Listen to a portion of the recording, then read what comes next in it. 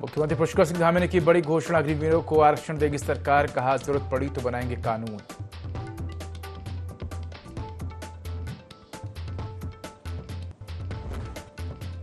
मुख्यमंत्री विद्यार्थी कल्याण योजना का हुआ शुभारंभ, श्रमिकों के बच्चों के लिए मोबाइल लर्निंग स्कूल बसों को भी सीएम धामी ने किया रवाना, मोबाइल बस के जरिए दी जाएगी शिक्षा।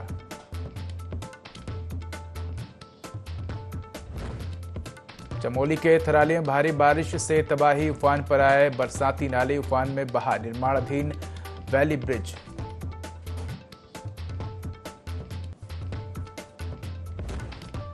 केदारनाथ मार्ग पर बड़ा हादसा, पहाड़ी से गिरा मलबा, 3 यात्रियों की मौत, 5 घायल।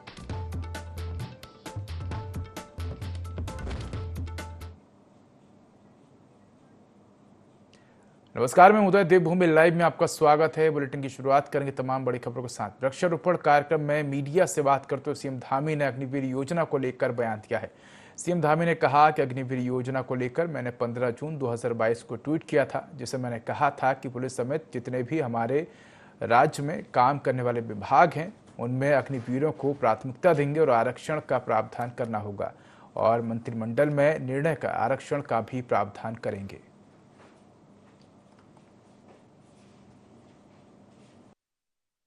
अग्निवीर योजना देश में आई थी और उस समय में मैं राज्य के हमारे बहुत सारे सैनिक अफसरों के साथ, सेना के लोगों के साथ, जवानों के साथ जो सेना में अपना पूरा जीवन लगाकर आए हैं, और मैं भी एक सैनिक परिवार में पैदा हुआ हूँ। इस नाते हमने पूरी बैठक करी थी, और बैठक करने के बाद 15 जून 2022 को मैंने तभी ट्वीट किया था कि पुलिस समेत जितने भी हमारे राज्य के अंदर काम करने वाले विभाग हैं, जिन जिन विभागों में भी हम जो देश सेवा करने के बाद अग्निवीर आएंगे उनको समायोजित करेंगे, उनको प्राथमिकता देंगे और आरक्षण का प्रावधान करना होगा तो मंत्रिमंडल में हम निर्णय करके आरक्षण का भी प्रावधान करेंगे, और साथ में अगर कोई एक्ट वगैरह बनाना होगा तो हम विधानसभा में भी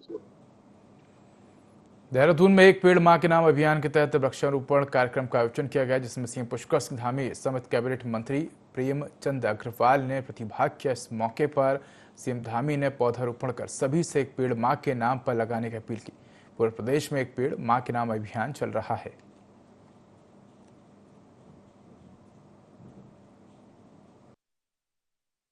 शुभ दिन है और आज पूजन पूर्णिमा का शुभ दिन है, और ऐसे दिन हमारे प्रधानमंत्री आदरणीय मोदी की प्रेरणा से विश्व पर्यावरण दिवस से उस दिन से पूरे देश के अंदर अभियान चल रहा है, एक पेड़ माँ के नाम। और किसी भी व्यक्ति के जीवन में सबसे पहला संस्कार, सबसे पहली शिक्षा देने का काम माँ के द्वारा होता है। मैं अपना सौभाग्य मानता हूँ कि मैंने आज माँ के साथ माँ के एक पौधे का उनके नाम पर रोपण किया है, और निश्चित रूप से ये हमारे लिए वैसे भी पर्यावरण संरक्षण के क्षेत्र में बहुत बड़ा योगदान पौधों के रोपण का है, वृक्षारोपण का है। और ये अभियान हमारा हरेला पर्व से चल रहा है। हरेला पर्व पर हमने 50 लाख पौधे और वृक्ष लगाने का अभियान लिया था। खबर देहरादून से है, जहां सीएम पुष्कर सिंह धामी ने मुख्यमंत्री कैंप कार्यालय में मुख्यमंत्री विद्यार्थी कल्याण योजना 2024 का शुभारंभ किया। इस अवसर पर उन्होंने उत्तराखंड भवन और अन्य सन्न निर्माण कर्मकार कल्याण बोर्ड के अंतर्गत पंजीकृत निर्माण श्रमिकों के बच्चों को मोबाइल लर्निंग स्कूल की सुविधा के लिए 2 बसों का शुभारंभ किया। मुख्यमंत्री ने उत्तराखंड भवन और अन्य सन्निर्माण कर्मकार कल्याण बोर्ड के अंतर्गत पंजीकृत निर्माण श्रमिकों के बच्चों को जनपद हरिद्वार और जनपद ऊधम सिंह नगर के लिए मोबाइल लर्निंग स्कूल के लिए एक बस का फ्लैग ऑफ किया।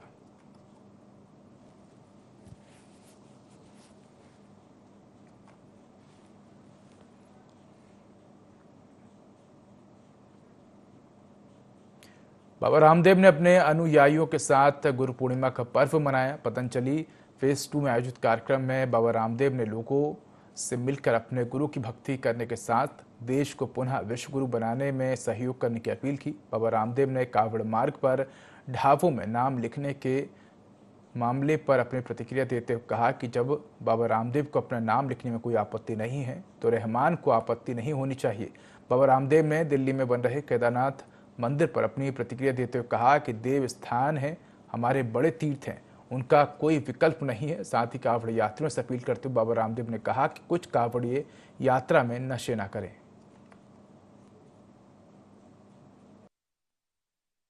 देखिए, जो हमारे देवस्थान है, जो हमारे बड़े तीर्थ है, उनका कोई विकल्प हो नहीं सकता। बाकी हमारे ग्राम देवता, कुल देवता, क्षेत्र देवता, तीर्थ देवता, इष्ट देवता भिन्न भिन्न है।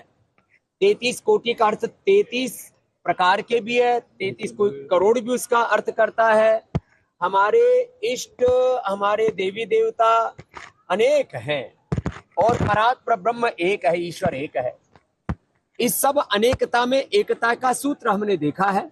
हाँ, ये सत्य है कि अब कोई हरिद्वार धाम को नया बना दे कि हमने नया हरिद्वार बना दिया है, हमने नई काशी बना दी है, हमने नया मथुरा वृंदावन बना दिया है, तो जो भगवान के द्वारा बनाए हुए धाम है। 22 जुलाई से शुरू होने वाली कांवड़ यात्रा को लेकर भाजपा का कहना है कि हम पूरी तरीके से तैयार हैं। अतिथि देवो भव हमारी संस्कृति है, उस उद्देश्य पर हम काम कर रहे हैं और अधिक से अधिक कांवड़ यात्री उत्तराखंड पहुंचे, उनके लिए रहने और खाने की उचित व्यवस्था, कांवड़ यात्रा रूट पर ट्रैफिक की व्यवस्था, इसी के साथ ही स्थानीय जनता के साथ आपसी संबंध में बनाकर कांवड़ यात्रियों को बेहतर सुविधा देने के लिए हम पूरी तरीके से तैयार हैं।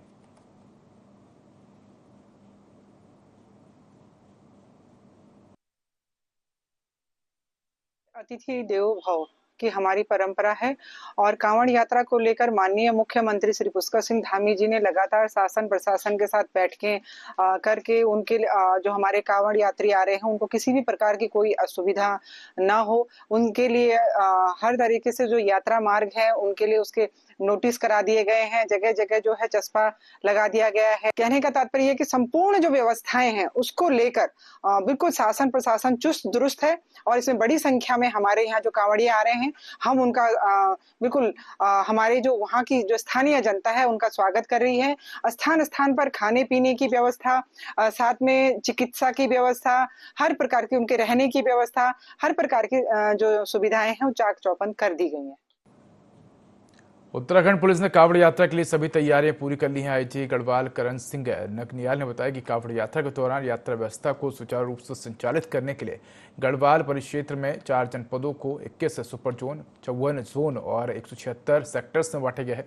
इसके तहत हरिद्वार में सबसे अधिक 14 सुपर जोन बनाए गए हैं। इसके साथ ही टिहरी को 5 जबकि पौड़ी और देहरादून को 1-1 सुपर जोन में बांटा गया। वहीं चारों जनपदों को कुल 54 जोन में बांटा गया है।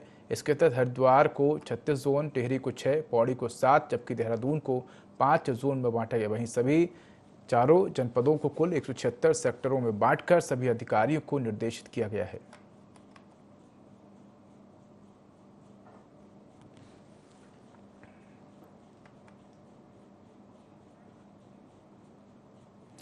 गुरु पूर्णिमा यानी गुरु की पूजा का दिन। ये दिन वेदों की रचना करने वाले वेद व्यास जी का जन्मदिन भी माना जाता है।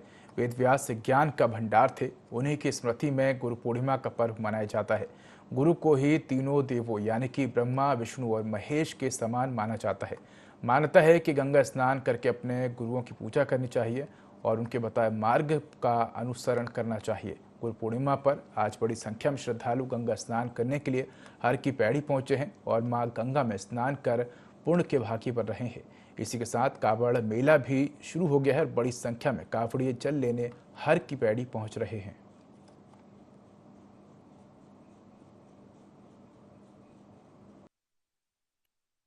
आज गुरु पूर्णिमा है, मैंने स्नान किया, अब हम आरती के लिए जाएंगे।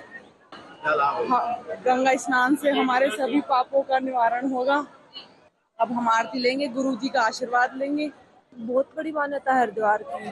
हम तो बचपन से आते हैं यहाँ पर, हमारे मम्मी पापा के साथ।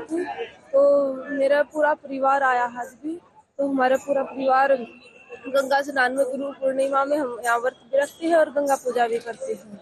तो आज गुरु पूर्णिमा है और गंगा स्नान का और साथ साथ सावन का पूर्णिमा है, तो यहाँ पर बहुत बड़ा सहयोग बन रहा है।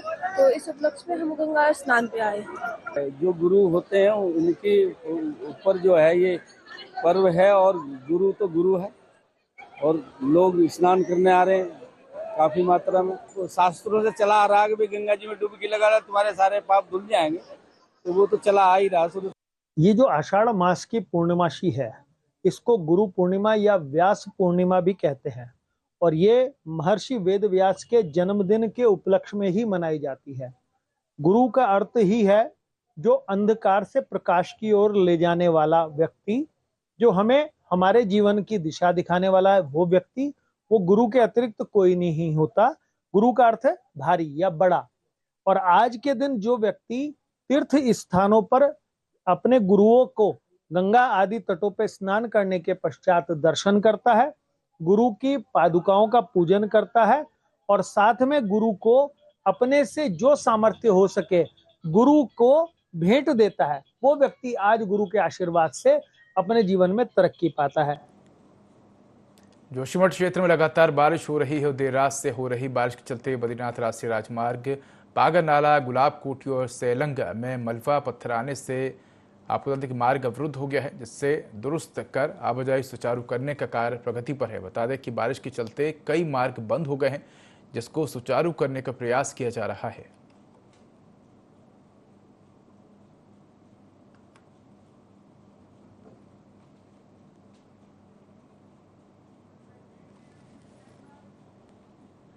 चमोली जनपद के लोकपाल घाटी में स्थित उच्च हिमालयी पौराणिक हिंदू तीर्थ स्थल श्री लोकपाल लक्ष्मण मंदिर में इस बार 23 मई से लेकर अब तक हजारों श्रद्धालुओं ने मत्था टेका है। रविवार को विशेष पर्व श्रावण पूर्णिमा स्नान और दर्शन पूजन के लिए श्रद्धालु बड़ी तादाद में पहुंचे, जहां पौराणिक पवित्र दंड पुष्करणी सरोवर के पावन जल में श्रावण पूर्णिमा के अवसर पर आस्था की डुबकी लगाकर भगवान श्री लोकपाल देवता के दर्शनों का पूर्ण लाभ अर्जित कर रहे हैं। में अभी तो इस बार अभी थोड़ा हल्का ही दिख रहा और आने वाले 10-15 दिन के बाद पहले और अच्छी खिलेगी और बहुत सारे फ्लावर्स जैसे लोग आगे जाते नहीं हैं, क्योंकि जो 4 किलोमीटर वाला एरिया है वहाँ से पहले और फ्लावर शुरू होती है। और जैसे जैसे आप 4 किलोमीटर आगे चलते रहेंगे, जो एक नाला आता है उसका नाम है द्रोणगिरी नाला। वहाँ से आगे वैली ऑफ फ्लावर्स की ब्यूटी है। जब आप आगे बढ़ते रहेंगे काफ़ी सुंदर दिखता रहेगा।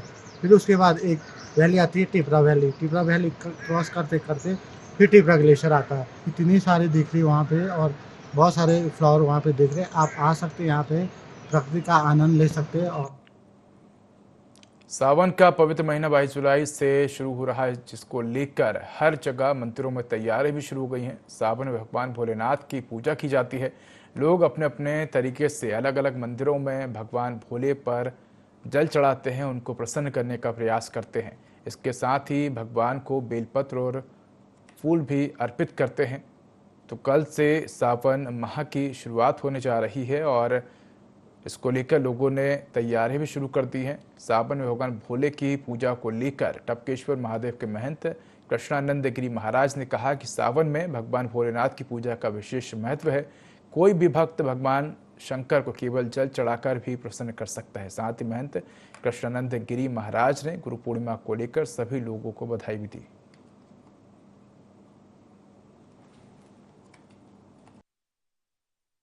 गुरु पूर्णिमा से ही श्रावण का प्रारंभ हो जाता है, जो भक्तों के लिए कल्याणकारी और भगवान शंकर का एक वरद हस्त रहता है।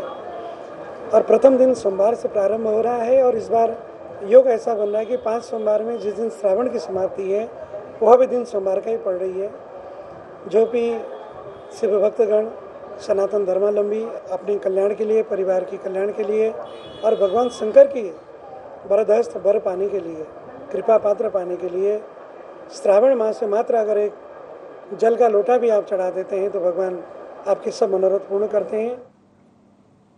खबर जोशीमठ से है, जहां पाताल गंगा टनल के समीप सुबह से बाधित है। बद्रीनाथ हाईवे खुल गया है। पाताल गंगा स्लाइड जोन में बद्रीनाथ हाईवे के खुलने के बाद सुबह से जोशीमठ सहित जगह जगह हाईवे पर फंसे तीर्थ यात्रियों ने भी राहत की सांस ली है।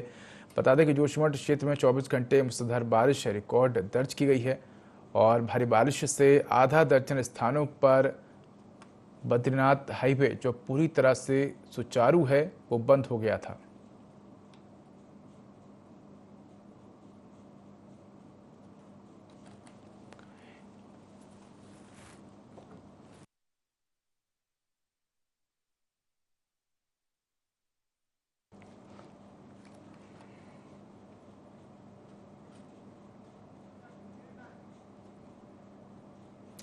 उत्तराखंड में मानसून की दस्तक देने के साथ ही चारधाम यात्रा का संचालन एक बड़ी समस्या बन जाता है। मानसून के दौरान चारधाम यात्रा के संचालन को लेकर भाजपा का कहना है कि सरकार लगातार तैयारी कर रही है। मौसम विभाग भी अलर्ट है और मौसम विभाग ने अलर्ट जारी किया है।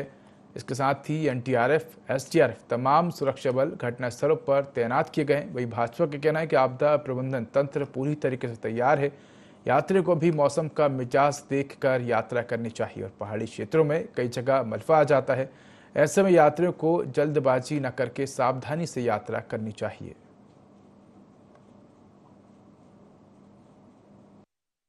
सरकार का पहले से ही देखिए मौसम विभाग पहले से अलर्ट जारी कर देता है कि कहां पर अगर बहुत भारी बारिश की संभावना है, उसको देखते हुए कई बार यात्रा बीच बीच में रोकी भी गई है ताकि जो हमारे यात्री हैं, श्रद्धालु हैं, सुरक्षित रहें। हमारा पूरी जो टीमें जो हमारी जो है वो बना दी गई हैं। जो पहाड़ी क्षेत्र है उसमें मलबा, कई बार पत्थर वगैरह गिरते रहते हैं, उसको देखते हुए भी यात्रियों को थोड़ा सा सावधानी बरतनी चाहिए। सरकार उसमें हर तरीके से प्रबंध जो है, आपदा जो कंट्रोल रूम है हमारा 24 घंटे वो जो ऑनलाइन देख रहा है और हर प्रकार की चिकित्सीय सुविधाएं पहुंचाने के लिए पूरी तरह तैयारी पे। गंगोत्री राष्ट्रीय राजमार्ग बिशनपुर के पास मलबा और पत्थर आने की वजह से रास्ते बंद हो गए हैं। दोनों तरफ काफी यात्रियों और स्थानीय लोगों को भारी समस्या का सामना करना पड़ रहा है। स्थानीय जनप्रतिनिधियों का कहना है कि भटवाड़ी सेज के पास जो अत्यधिक बरसात से रूट ब्लॉक हो रखी है, वहाँ बीआरओ की कार्यप्रणाली सही नहीं है। भटवाड़ी की ब्लॉक प्रमुख सुनीता रावत ने कहा कि इस संबंध में मैं जिलाधिकारी से बात करेंगी।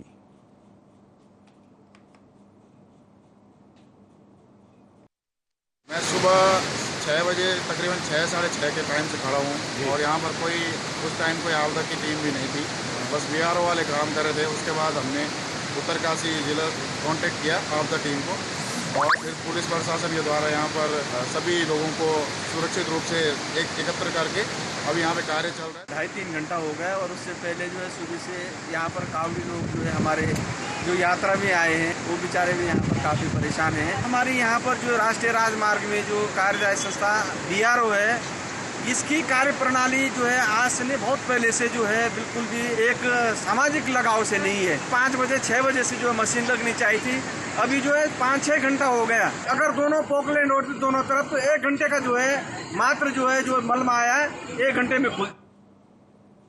बीती रात हुई तेज मूसलाधार बारिश से सोल क्षेत्र में बहने वाली प्राणमती गधेरे के फिर एक बार उफान में आने से थराली सूना को जोड़ने के लिए निर्माणाधीन बैली ब्रिज के कई हिस्से बह गए, जिससे ग्रामीणों की आवाजाही की उम्मीदें भी अब धुंधली होती नजर आ रही हैं। लगातार बारिश और प्राणमती के उफान से जहां एक और इस जगह पर निर्माण कार्य करना मुश्किल हो गया है, तो वहीं बैली ब्रिज का स्पान बढ़ने और पीएमजीएसवाई के सड़क का एक हिस्सा बह जाने से लोक निर्माण विभाग को यहां पर ग्रामीणों की आवाजाही के विकल्प तलाशने में समय लगना लाजमी है।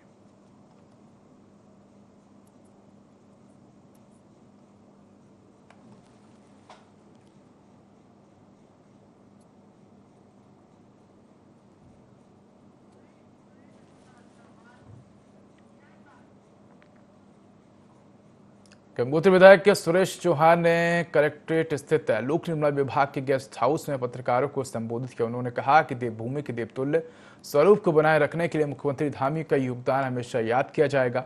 इसी क्रम में मुख्यमंत्री पुष्कर सिंह धामी की अध्यक्षता में कैबिनेट की ओर से राज्य के 4 धाम और अन्य प्रमुख मंदिरों के नाम से ट्रस्ट या समिति गठित किए जाने के विरुद्ध कठोर विधिक प्रावधान किए गए हैं।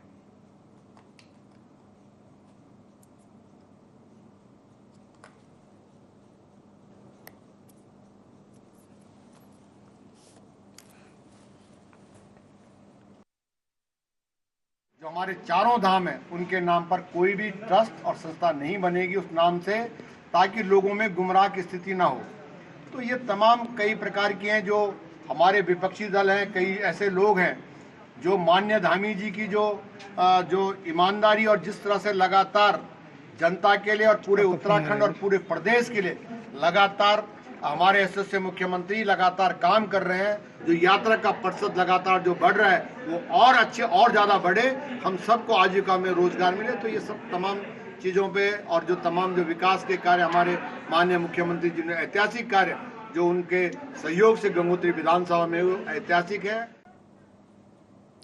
उत्तराखंड के संसदीय कार्य मंत्री डॉक्टर प्रेमचंद अग्रवाल ने बताया कि अगस्त माह में राज्य सरकार विधानसभा सत्र को गैरसैंण में आयोजित करेगी। उन्होंने बताया कि सत्र की तिथि के निर्धारण के लिए मंत्रिमंडल की तरफ से मुख्यमंत्री को निर्धारित किया गया है। मुख्यमंत्री के निर्णय के बाद अगस्त माह की किसी भी तारीख को सत्र आयोजित किया जाएगा।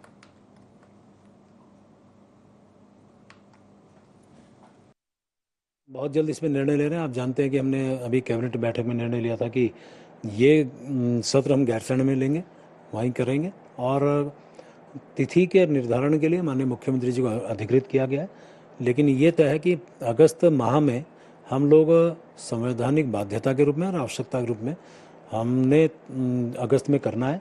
तो अगस्त माह के किसी भी समय माननीय मुख्यमंत्री जी के निर्णय के बाद हम लोग इसे गैरसैंण में।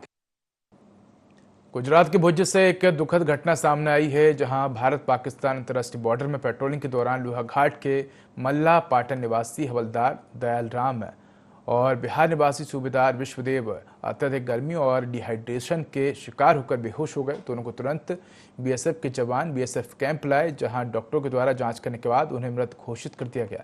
वहीं बीएसएफ के अधिकारियों और जवानों के द्वारा दोनों जवानों को अंतिम सलामी दी गई। वहीं हवलदार दयाल राम की मौत की खबर सुनकर परिवार में शोक की लहर दौड़ गई।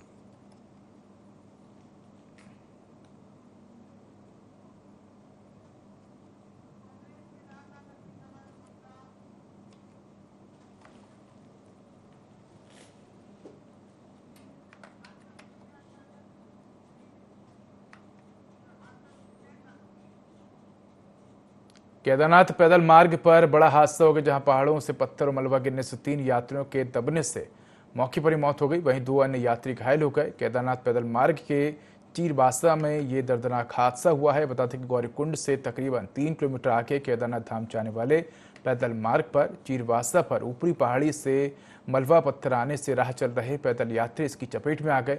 सूचना पर चौकी गौरीकुंड पुलिस एसडीआरएफ की टीमें मौके पर पहुंची।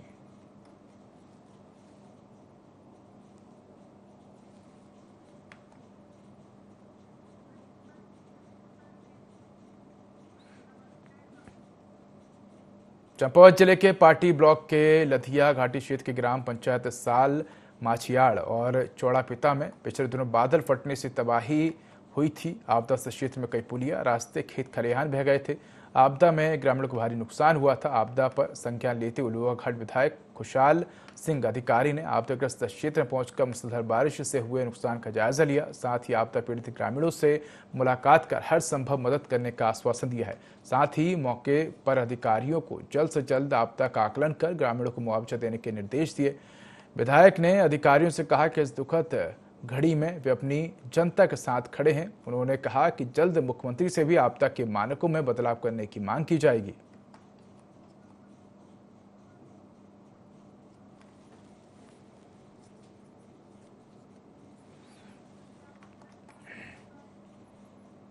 हरिद्वार प्रशासन द्वारा कांवड़ यात्रा मार्ग पर पड़ने वाले होटल ढाबों के सत्यापन की कार्रवाई का साधु संतों ने भी स्वागत किया है। हरिद्वार के साधु संतों ने आरोप लगाया कि होटल ढाबों के नाम पर उत्तराखंड में धार्मिक जिहाद चल रहा है। कई लोग अपनी पहचान बदलकर होटल ढाबों का कारोबार कर रहे हैं। इस जिहाद के खिलाफ यूपी और उत्तराखंड ने जो कार्रवाई हो रही है उसका वो स्वागत करते हैं। साधु संतों ने कहा कि पहले भी कांवड़ यात्रा करने वाले कांवड़ियों के साथ उपद्रव की घटनाएं हुई हैं, इसलिए केवल हरिद्वार में ही नहीं बल्कि पूरे उत्तराखंड में नाम बदलकर होटल ढाबों का कारोबार करने वालों के खिलाफ कार्रवाई होनी चाहिए।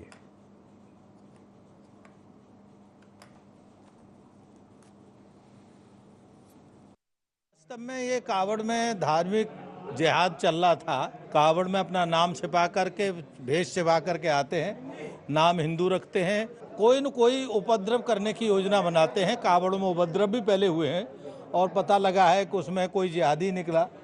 तो मैं वास्तव में उत्तराखंड सरकार ने भी अगर निर्णय किया है तो मैं उसका भी बहुत स्वागत करता हूं। उत्तर प्रदेश सरकार का बहुत स्वागत करता हूं। बहुत ही दुर्भाग्यपूर्ण है कि पूरे उत्तराखंड में ऐसे हजारों ढाबे चल रहे हैं जिनकी पहचान छिपाकर, मुझे लगता है कहीं बांग्लादेशिया या रोहिंग्या घुसपैठिए तो नहीं हैं जो इस देवभूमि को कहीं बहुत बड़ा संकट खड़ा ना कर दे।